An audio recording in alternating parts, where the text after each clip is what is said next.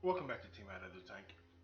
This is Doug here, and today we got a cycling deck called Cycling 2.0.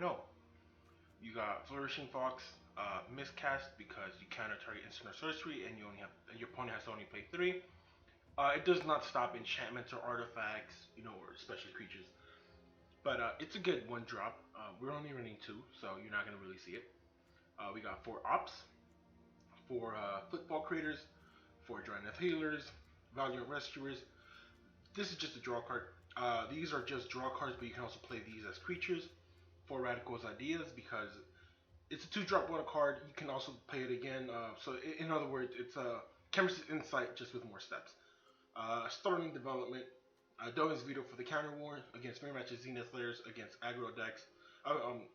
Control decks, you go Dovin's Veto on Narset because that really stops this deck. For Teferi's Tutelage, that's the key card of the deck.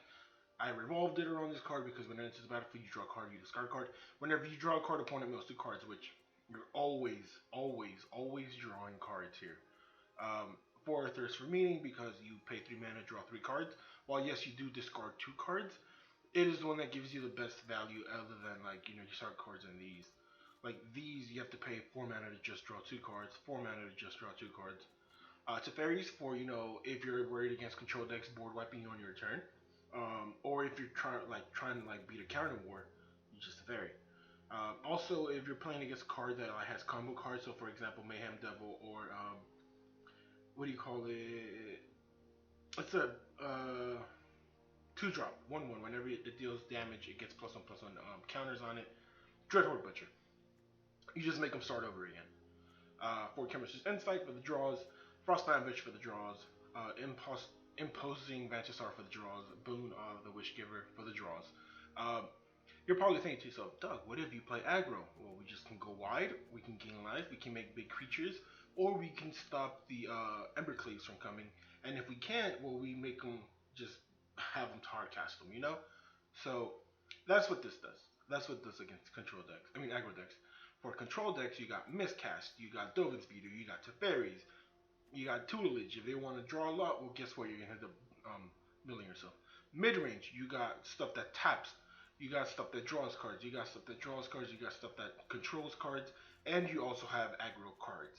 In a way, aggro cards. Like this is super aggro, not so much, but this also is like aggro.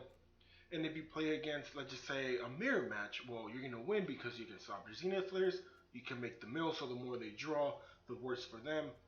And you're like thinking, but what if you flood? Well, we have no lands for that. So, the best way to stay away from drowning is to not get in the water. So this way we don't, because in a deck that makes you want to draw your draw cards, so you can draw more draw cards.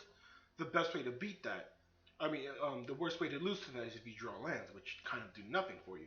But the way to beat that is not play lands, and that's what this deck is. So I've actually been having a lot of fun with this deck.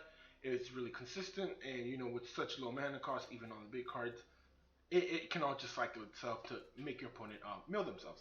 So yeah, that's this deck. If you like it, click the like button below. If you want to talk about it, hit the comment section below.